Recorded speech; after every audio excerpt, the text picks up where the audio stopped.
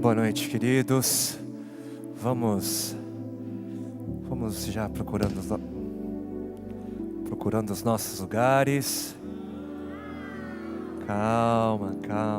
Vai chegar. Vamos. Tá valendo.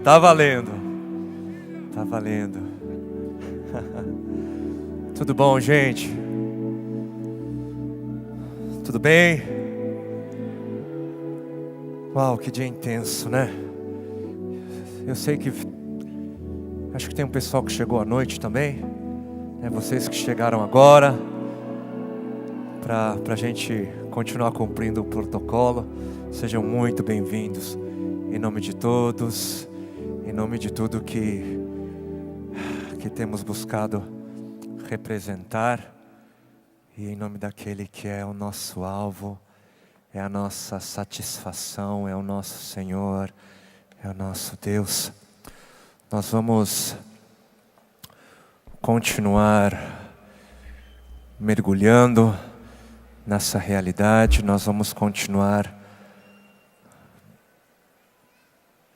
a prestar atenção àquilo que Ele tem ainda a nos dizer nessa noite. Eu acho que a gente está chegando ainda com o microfone. Eu preciso de um pouquinho aqui em cima também, por favor.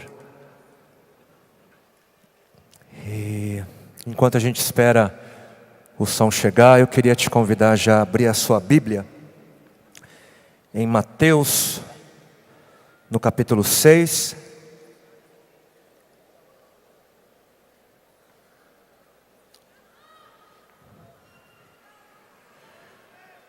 Precisamos das luzes, sim. Que haja luz sobre todos.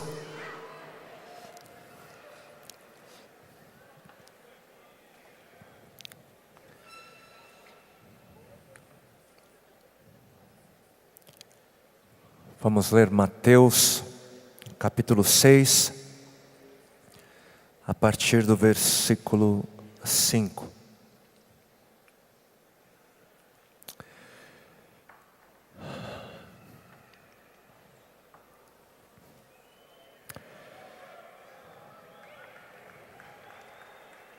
Aê. E houve luz.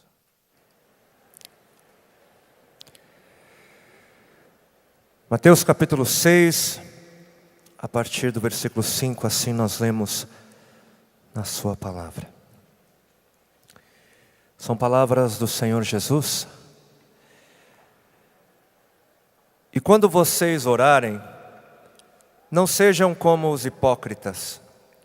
Eles gostam de ficar orando em pé nas sinagogas e nas esquinas, a fim de serem vistos pelos outros. Eu lhes asseguro que eles já receberam sua plena recompensa.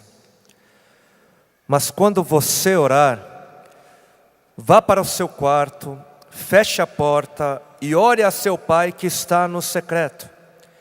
Então seu pai que vê no secreto o recompensará. E quando orarem, não fiquem sempre repetindo a mesma coisa como fazem os pagãos. Eles pensam que por muito falarem serão ouvidos. Não sejam iguais a eles, porque o seu pai sabe do que vocês precisam antes mesmo de o pedirem. Vocês orem assim: Pai nosso que estás nos céus, santificado seja o teu nome. Venha o teu reino, seja feita a tua vontade, assim na terra como no céu.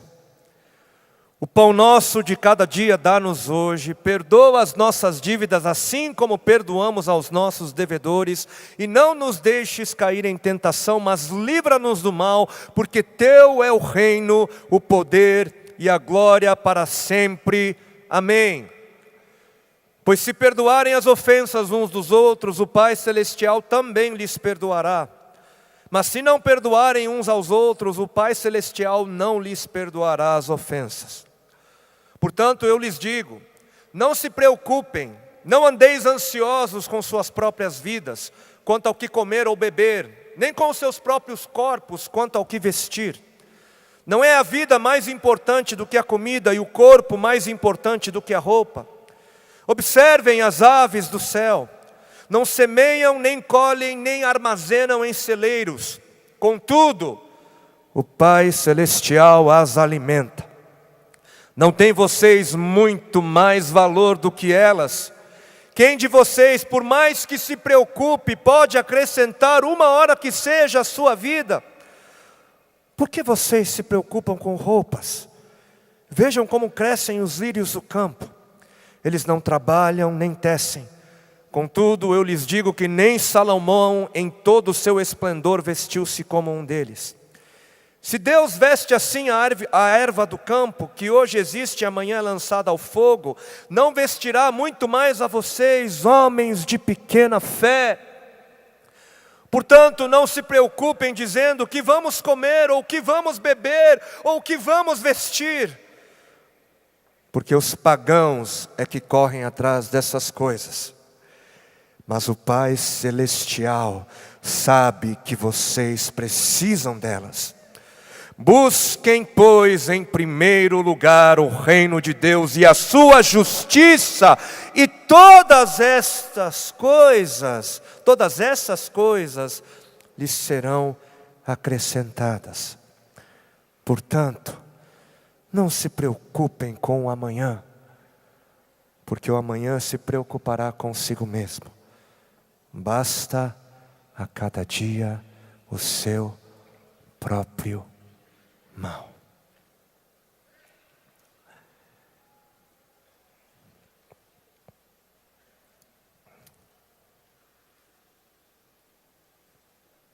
Pai,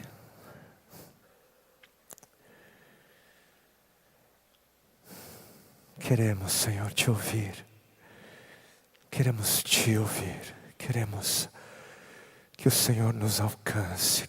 Pedimos, Senhor, clamamos pelo pão, clamamos pela intervenção, clamamos, Senhor, pelo teu bradar, pelo teu sussurrar, clamamos, Senhor, pela manifestação da tua graça, do teu amor por nossas vidas e pelas vidas dos outros que estão lá fora. Isso tudo em nome de Cristo Jesus. Amém. Amém.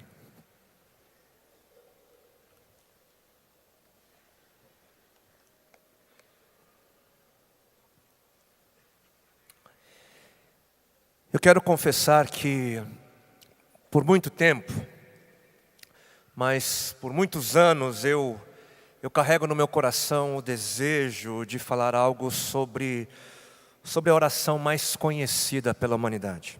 Essa oração. Só que eu sempre fugi.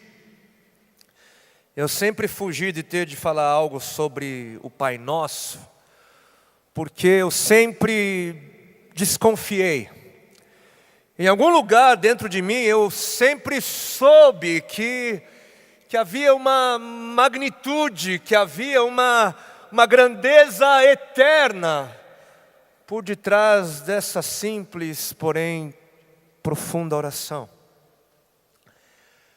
Mas, se eu ouso falar algo sobre essa oração nessa noite, não é porque eu creia ter encontrado todas as respostas ou todos os tesouros, ali contidas, escondidas, escondidos, mas se eu ouso falar sobre o Pai Nosso hoje é porque eu creio que precisamos resgatar alguns dos valores perdidos acerca da oração. E que o Senhor nos ajude nessa hora. O Pai Nosso é um dos grandes tesouros que o Senhor Jesus deixou para a humanidade.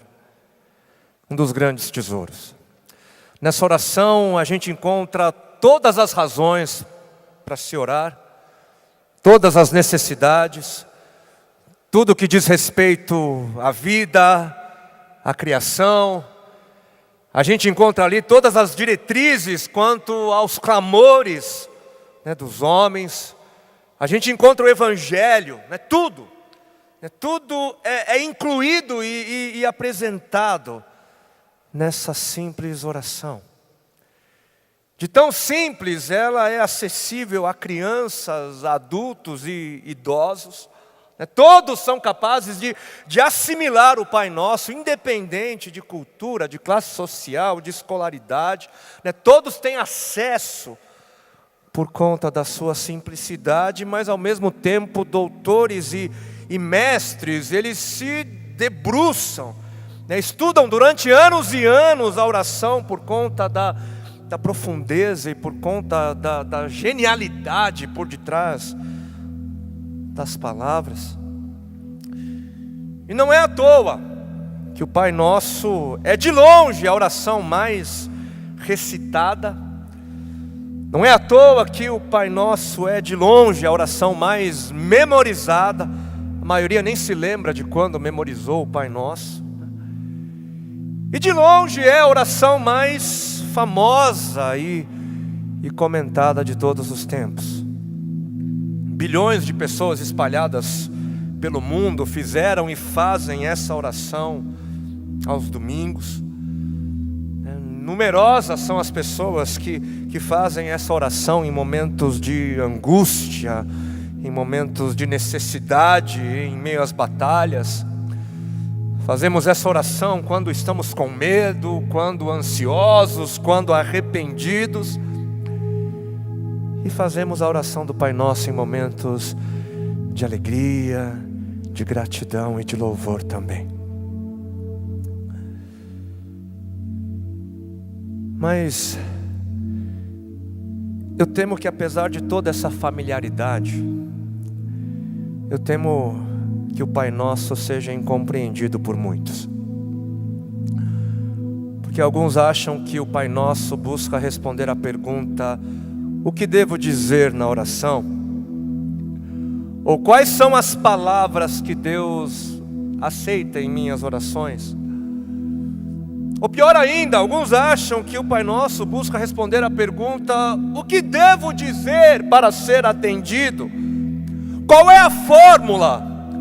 Quais são as palavras certas que vão fazer com que Deus faça aquilo que eu quero?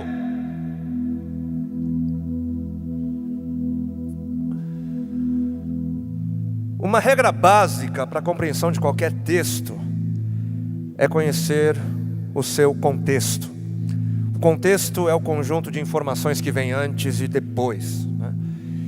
E eu fiz questão de ler os versículos que vêm antes e depois do Pai Nosso, para que a gente fosse levado a perceber que até mesmo o Pai Nosso, ele tem um contexto. Existe um ambiente ao redor, né, que vai me ajudar a entender melhor do que se trata a oração.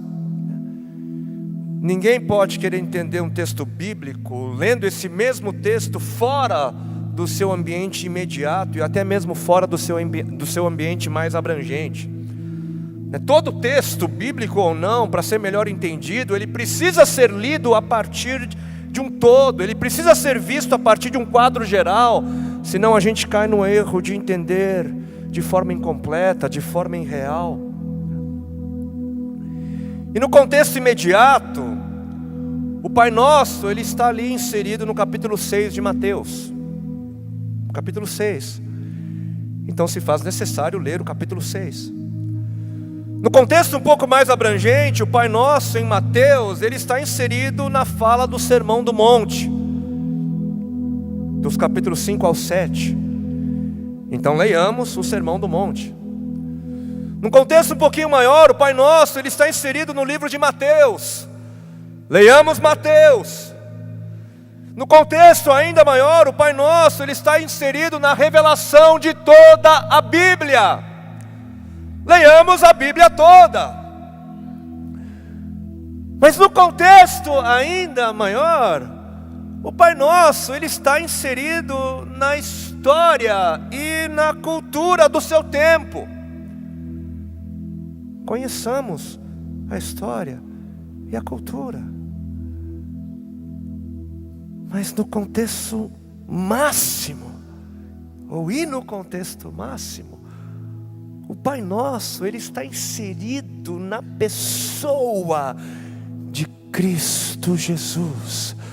Na pessoa de Jesus. Ele é, em última instância, o contexto máximo de tudo que está escrito. De tudo. Porque é tudo sobre Ele. É tudo sobre Jesus. E sem olhar para Jesus, sem olhar para Ele, sem conhecê-lo, sem experimentar da sua realidade, a gente pode acabar entendendo tudo errado.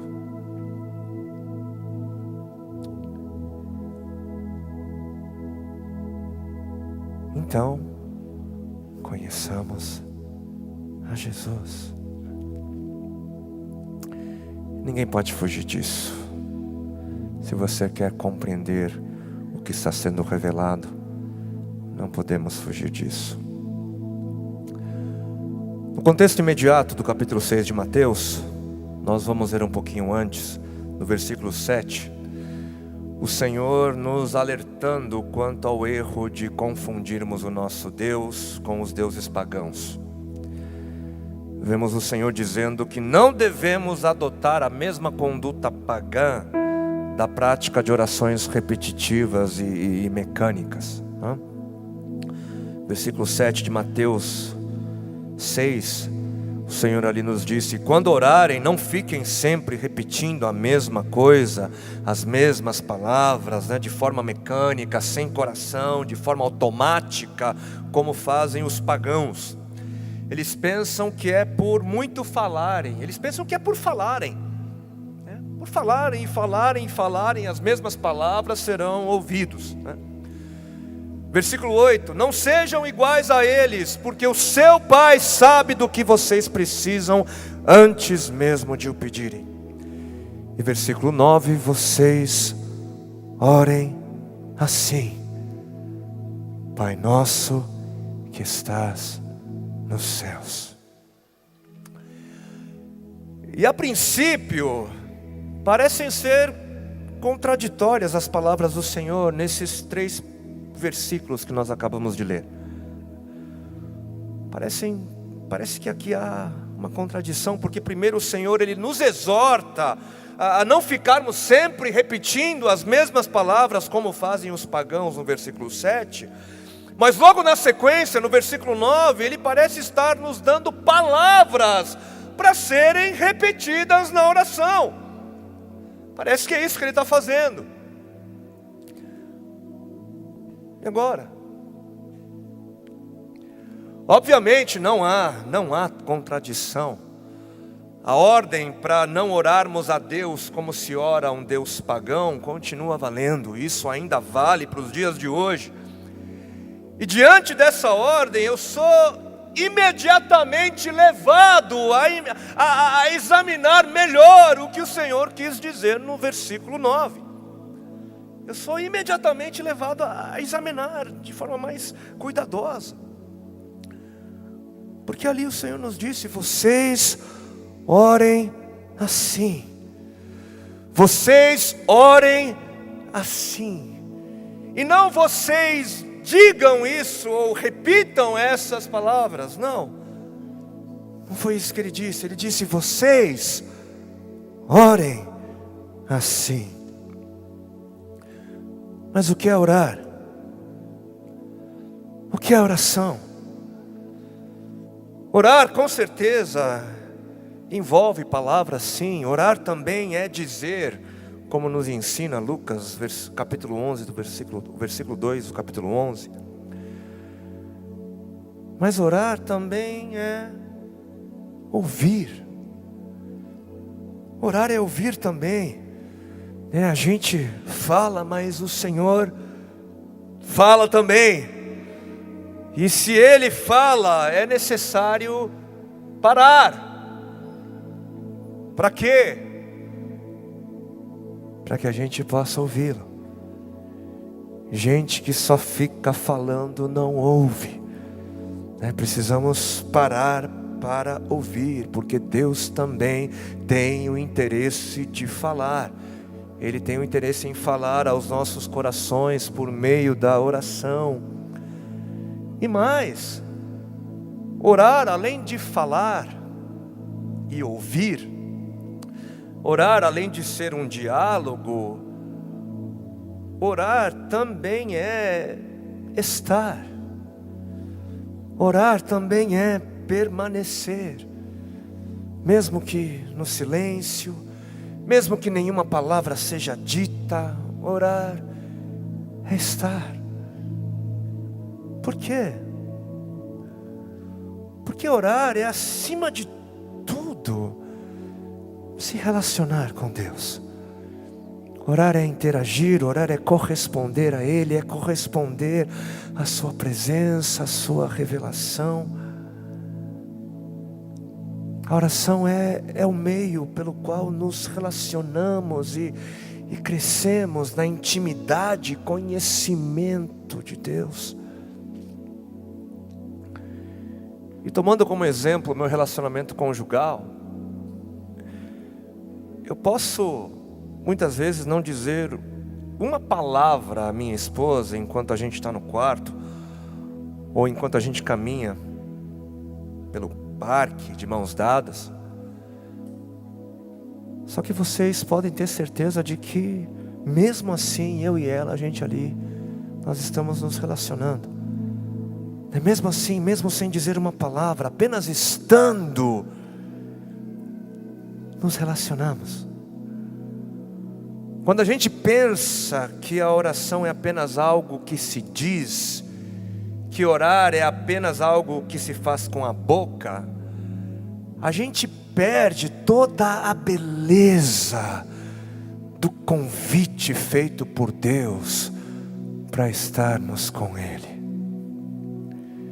Esse é o convite da oração. Ele nos convida para estarmos junto dEle. Porque Ele deseja a nossa companhia, Ele deseja a nossa comunhão. Ele, o Rei dos Reis, o Senhor e Criador de todo o universo, Ele convida a mim, Ele convida a você para estar com Ele, para estar com Ele numa audiência privada. Só você e Ele, somente você e Ele. No quarto secreto, Ele ali deseja compartilhar com você aquilo que a eternidade tem de mais preciosa, que é a vida santa de Deus.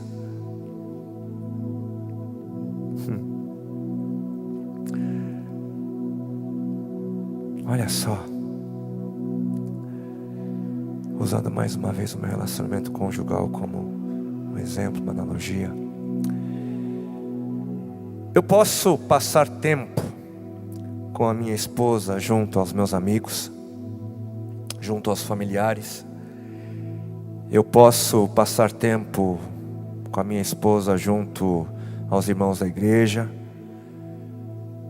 Mas no quarto secreto, eu levo ninguém. Ninguém. Por quê? Porque é no quarto secreto onde a nossa intimidade é desfrutada e compartilhada. É lá. É lá. E foi lá no quarto secreto, no lugar onde eu levo ninguém. Foi lá onde os meus 2 filhos foram gerados. No quarto secreto, no lugar de intimidade com Deus, a vida de Deus é compartilhada, a vida de Deus é gerada em nós, e através de nós,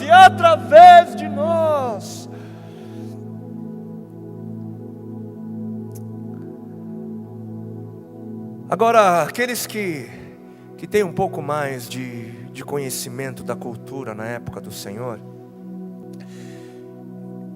esses vão se lembrar de que era costumeiro um rabi ou um mestre ensinar orações aos seus discípulos. Isso era bastante comum. E nessas orações ensinadas pelos mestres, esses mestres, eles não tinham a intenção de apenas colocar palavras nos lábios dos seus discípulos, mas os mestres, eles tinham a intenção de trazer ensinamentos também por meio dessas palavras. Cada palavra, cada frase era formada com o propósito de gerar reflexão e sabedoria. A oração ensinada pelos mestres era material para meditação e conhecimento. E o mestre dos mestres nos ensinou uma oração. E qual é a sabedoria? Com qual conhecimento devemos interagir? Qual é a reflexão que devemos fazer ao orarmos a oração que o Senhor nos ensinou? Pai nosso, que estás nos céus.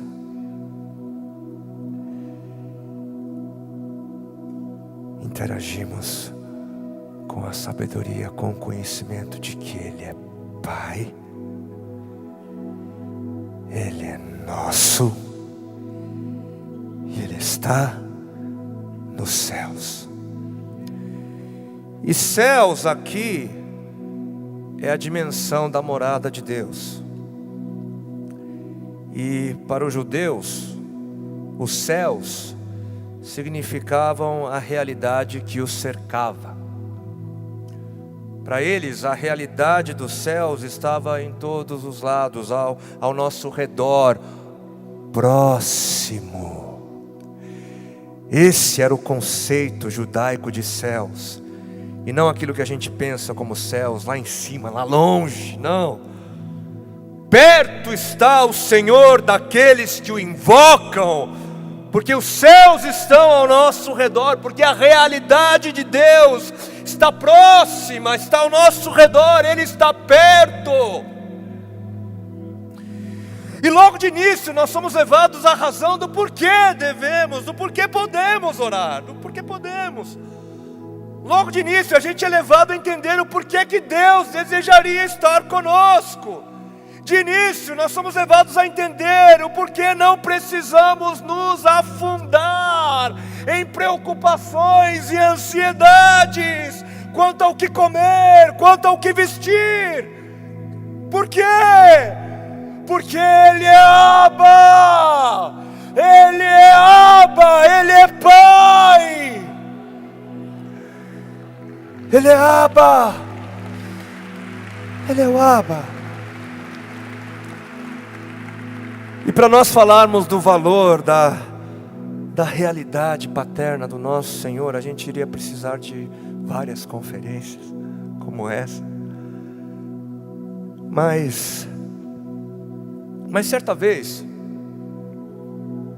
no dia do seu batismo, Deus Pai disse a Jesus, seu filho, o seguinte: você é o meu filho amado. Você é o meu filho amado em quem eu tenho prazer. Deus Pai, durante todo o seu relacionamento com o Jesus humano, Ele sempre confirmou o seu amor por Ele, sempre. E por isso Jesus, o Senhor, Ele cria no amor do Pai, confiava no amor do Pai, mesmo tendo recebido como missão a cruz. E eu não creio que Jesus teria permanecido na cruz se Ele não cresce no amor do Pai. Eu creio que foi a realidade inabalável do amor do Pai que deu todas as condições para o Filho permanecer na cruz. Foi a confiança no amor do Pai que fez com que Jesus permanecesse na cruz. Foi essa certeza. Quando as circunstâncias mudam, muitos passam a desconfiar do amor do Pai e acabam tomando medidas próprias. Quando as circunstâncias mudarem, não deixe de crer no amor do Pai. Muitos se esquecem de que ser filho de Deus implica em ser participante da cruz. Só que quando estamos fundamentados, firmados no amor inabalável do Pai, a cruz em nossas vidas não grita mais alto do que a voz do Pai que brada do alto: você é o meu filho amado, você é a minha filha amada em quem eu tenho prazer. As circunstâncias, elas podem mudar, o estado dos nossos corações podem mudar, mas o seu amor dura para sempre. Permaneça, espere. Ele é Pai, Ele é Pai, e Ele te ama.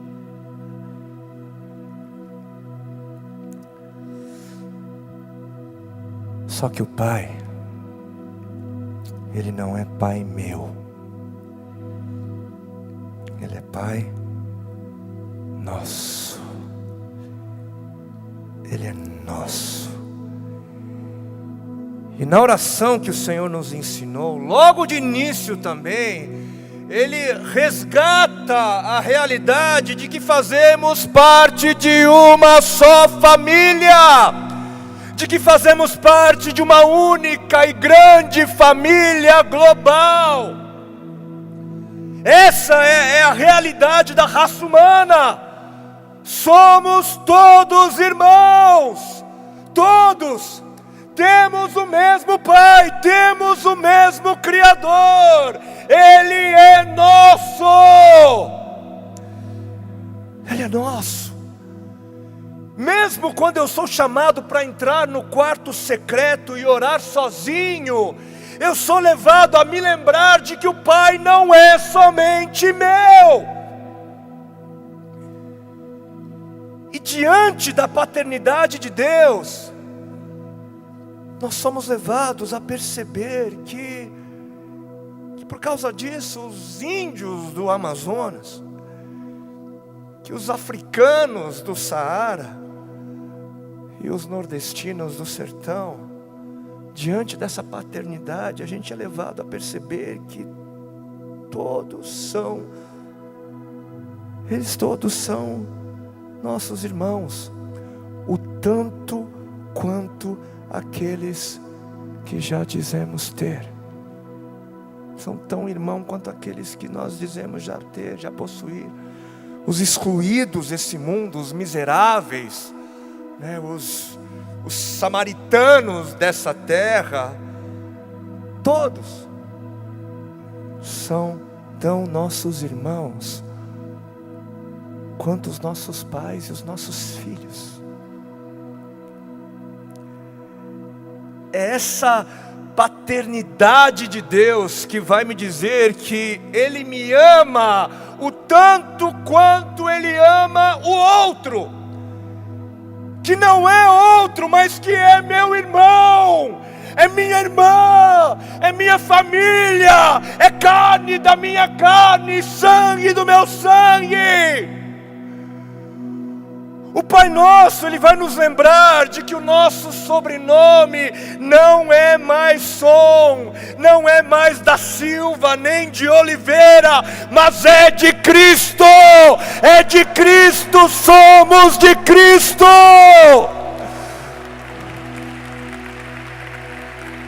Somos uma só família, estamos todos unidos e conectados no Pai que é nosso.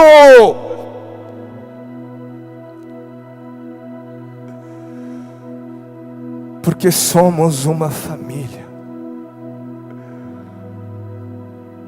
O pão não é meu, Porque somos um só corpo, interligados. O pecado não é meu, é nosso. As lutas são nossas, as necessidades são nossas, as tentações são nossas, o inimigo é nosso, as tristezas, as alegrias, o choro e o sorriso, tudo nosso. Não foi à toa que Jesus se fez homem, se tornou um de nós, se uniu a nós, a nossa realidade. Ele se fez homem para que a sua vitória pudesse ser a nossa vitória. Ele veio desfazer o nosso pecado em Adão. O pecado é tão nosso que o pecado de Adão foi o meu, foi o seu pecado também.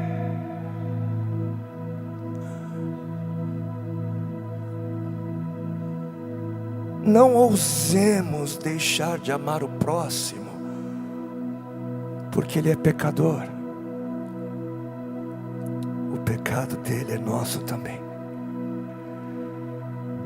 João 3,17 vai nos dizer que Deus enviou seu Filho ao mundo, não para julgar o mundo, não para condenar o mundo, mas para que o mundo seja salvo por ele.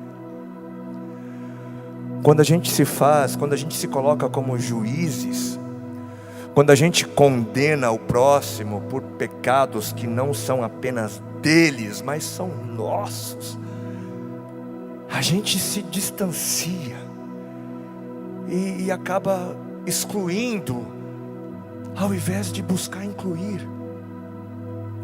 Quando o pecado é do outro e não meu também, eu acabo criando uma justificativa para não amar. Muitas vezes nós temos condições de ajudar o próximo a sair da condição pecaminosa, mas enquanto o pecado for apenas do outro e não meu também, não vamos querer nos envolver.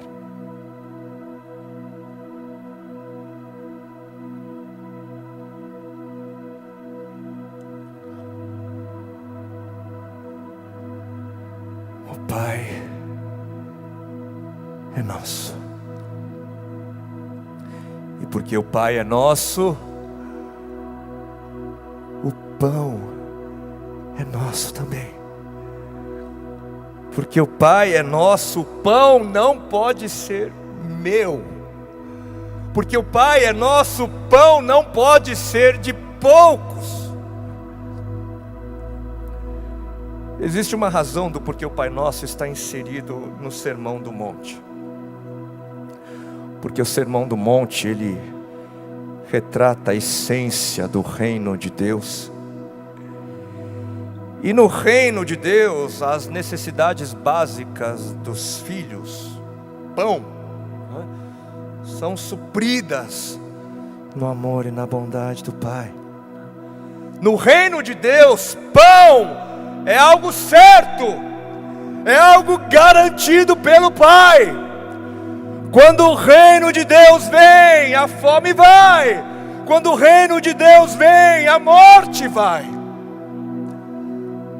Até as aves recebem pão, sem ter de juntar. Não faria sentido os súditos do reino do amor não receberem pão também. Quando o Senhor é o nosso pastor, nada nos falta, nada. Deus não deixa faltar pão na sua mesa de banquete, não deixa. Só que pão, obviamente, não é conta na Suíça, né? Pão não é Ferrari na garagem. Pão é aquilo que nos é necessário para a subsistência. Deus não estabeleceu compromisso nenhum quanto às nossas empreitadas que vão nos trazer além do pão diário, além da porção diária, como acontecia ali com o povo no deserto durante o Êxodo. Quando ali o povo foi suprido no deserto com maná, o maná era o bastante para aquele dia. Para cada dia havia uma porção. E a ideia fundamental aqui, obviamente, é a nossa dependência como filhos. E quando pela graça conseguimos aquilo que vai além das nossas necessidades, quando pela graça a gente consegue mais do que nós precisamos, compartilhar é aquilo que nos mantém sãos.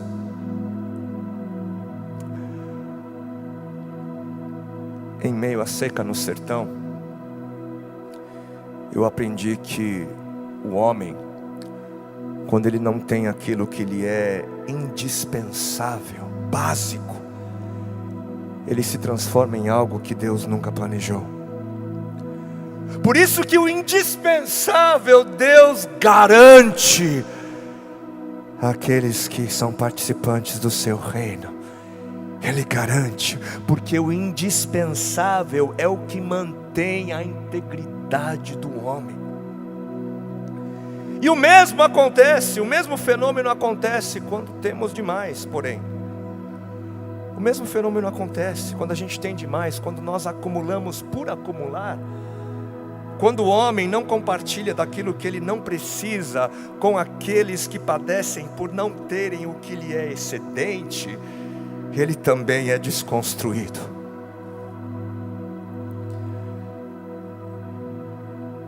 Viver na realidade do Pai Nosso, diante do pão que é nosso, isso garante a nossa sanidade, garante a sanidade do homem. O problema da fome do mundo não é um problema da falta de recursos no planeta, mas é um problema da ganância do coração do homem, cristão ou não. No Brasil, o problema da fome, da sede, da saúde, da educação, da moradia e do lazer, essas questões não são questões de falta de soluções, o problema não é falta de recursos, mas isso é porque tem muita gente querendo fazer do pão algo só seu. Muita gente querendo fazer aquilo que é de todos, algo particular. E no blog do querido pastor Carlos Queiroz, que com muita graça ministrou nessa manhã aos nossos corações, no blog dele eu encontrei um texto que vem de encontro conosco nessa hora. Ele escreveu o seguinte: no seu blog ele escreveu que o alimento é um direito de todos os seres humanos. Quando uma minoria detém a maior parte dos bens, outras pessoas irão padecer necessidade. O problema da desnutrição para muitos está na má utilização dos recursos naturais, quando se visa apenas ao lucro e o acúmulo de capital, o que também leva à degradação do meio ambiente. Logo, o Pai Nosso não é uma prece para ser meramente repetida em nossas liturgias. Ela é a oração sobre a ética da propriedade e dos bens. Para Jesus Cristo, vale mais uma vida eticamente correta do que a oração corretamente pronunciada. Há muitos cristãos orando o Pai Nosso sem contudo expressar o reconhecimento, muito menos o arrependimento de que estão pondo muitas pessoas sob o castigo da fome e da morte. E é por causa de nosso egoísmo, revelado quando comemos muito e deixamos outros com fome, que existem muitos doentes e mortos em nosso meio. Não discernir essa realidade significa comer e beber juízo para si, conforme 1 Coríntios capítulo 11, versículos 23 ao 27. Para muitos de nós, o Pai Nosso pode ser compartilhado e dividido, mas o pão, esse não, é exclusivamente meu. Ele é o ídolo que só na reza ou na burocracia religiosa pertence ao outro. O máximo que fazemos é uma doação filantrópica de nossas sobras. E se damos as sobras, apenas denunciamos o nosso contexto de injustiça. É hipocrisia doar a sobra como se fosse um ato de misericórdia. A misericórdia se evidencia pela doação daquilo que nos faz falta.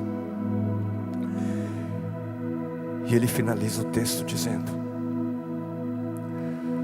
não podemos mais admitir que nosso país, o maior em número de católicos e o segundo maior em número de protestantes, seja um dos países mais injustos do planeta.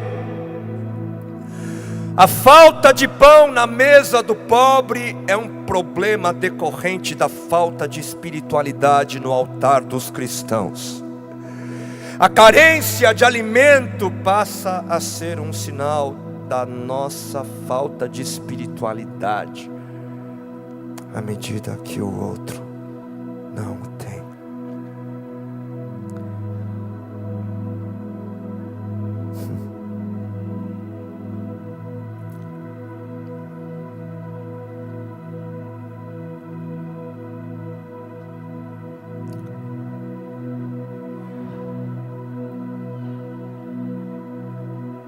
Eu não sei o que é o Evangelho para você, o que ele significa para você, mas algo me diz que quando nós vivemos diante da revelação do Pai, que é nosso, quando nós vivemos essa realidade, isso é boa notícia para os bilhões e bilhões de pessoas famintas de pão nesse mundo.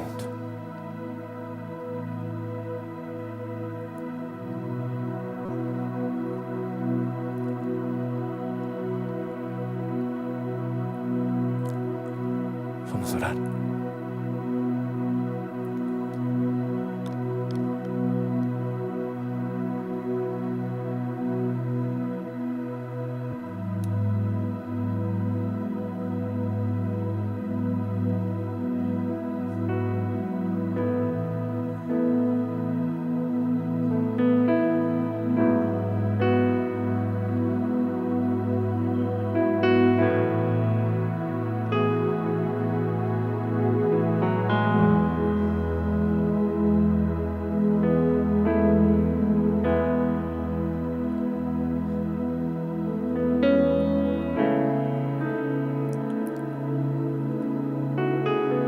Vocês orem assim.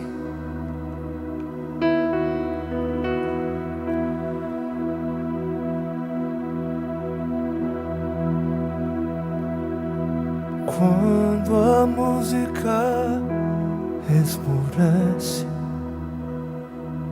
e o resto desaparece, simplesmente a te mexer.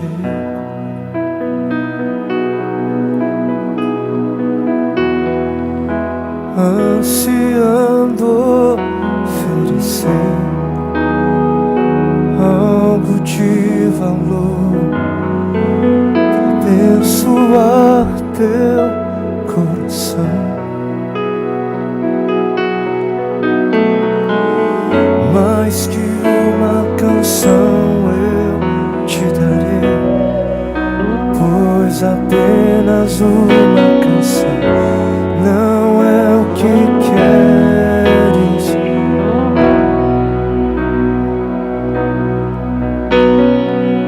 Mais profundo buscar, Senhor, do que os olhos olhos podem ver. Queres meu coração.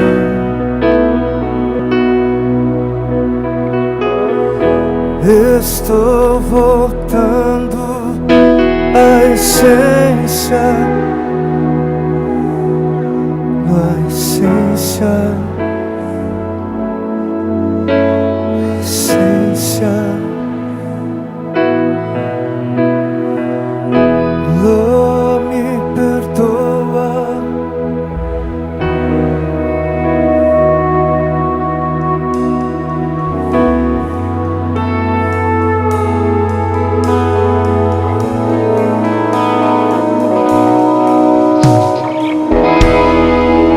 Verde imensurável valor, ninguém pode expressar quanto és digno.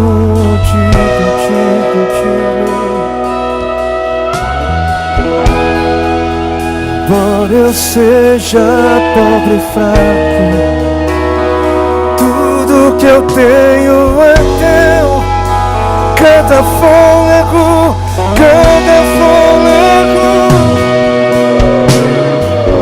mais que uma canção eu te darei.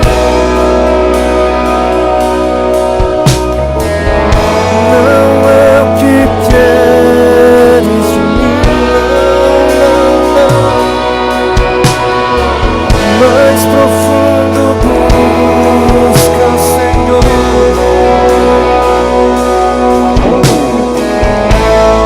Queres meu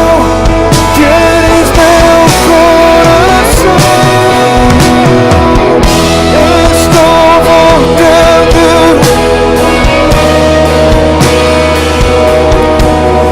E a essência és tu, a essência és tu. Oh, me perdoa.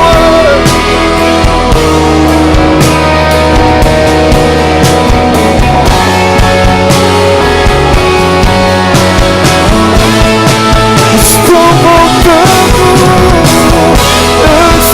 voltando à essência da adoração. E a essência és tu, a essência és tu, Jesus. Oh, me perdoa pelo que fizemos dela.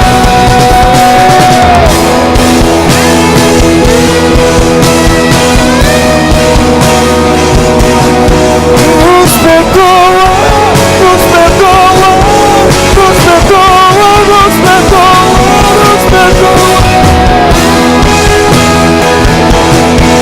Tu és nosso.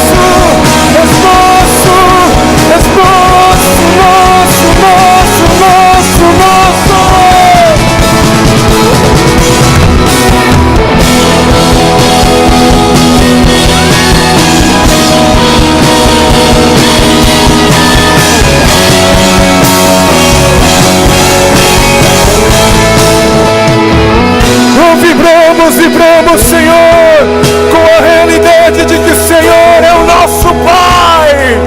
Oh, está perto de nós.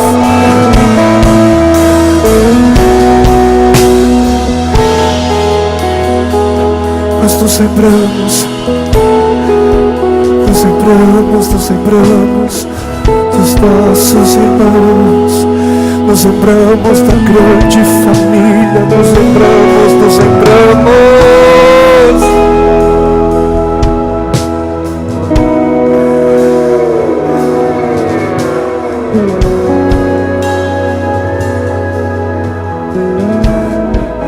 Que teu reino de paz, de alegria no Espírito, de amor, de cuidado, venha.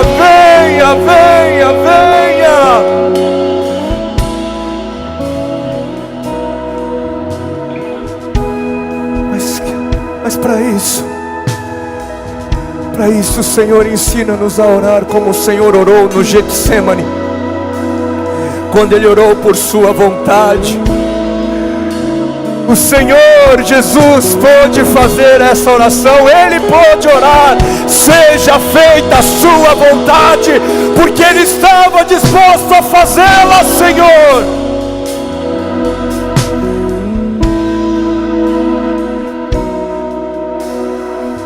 Obrigado porque o Senhor nos chama a ser participantes quanto à vinda da realidade do Teu reino, quanto à manifestação da realidade do Teu reino. O Senhor nos chama para sermos participantes da realização da Tua vontade nessa terra.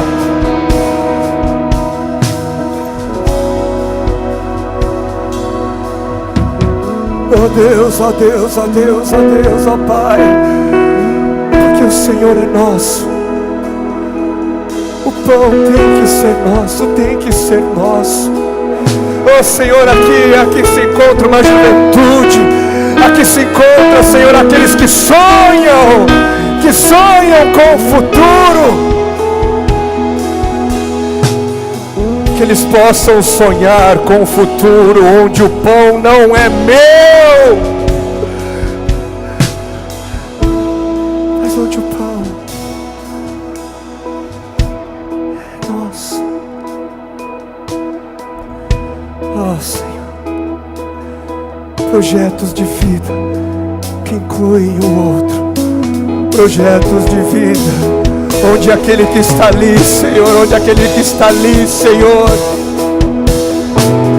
na África, no Sudão, na sarjeta,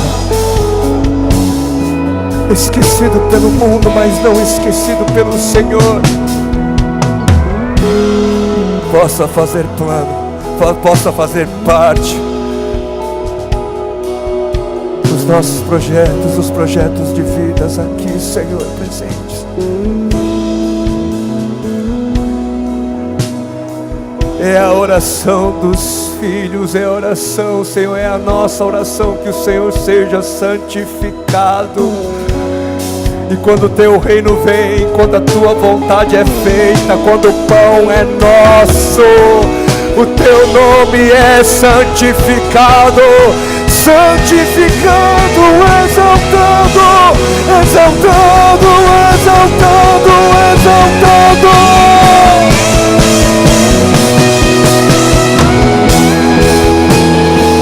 Santificado seja o Teu nome, Pai. Senhor nosso Deus,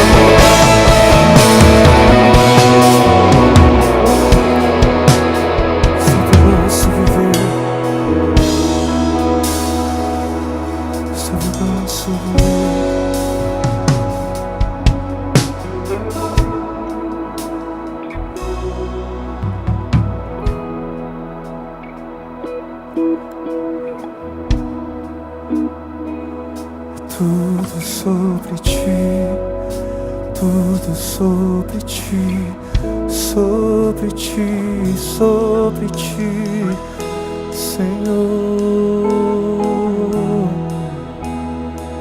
Senhor.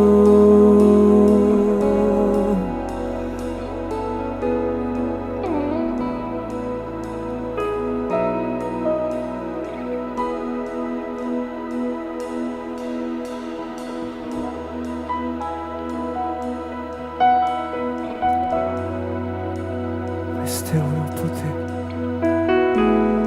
Tua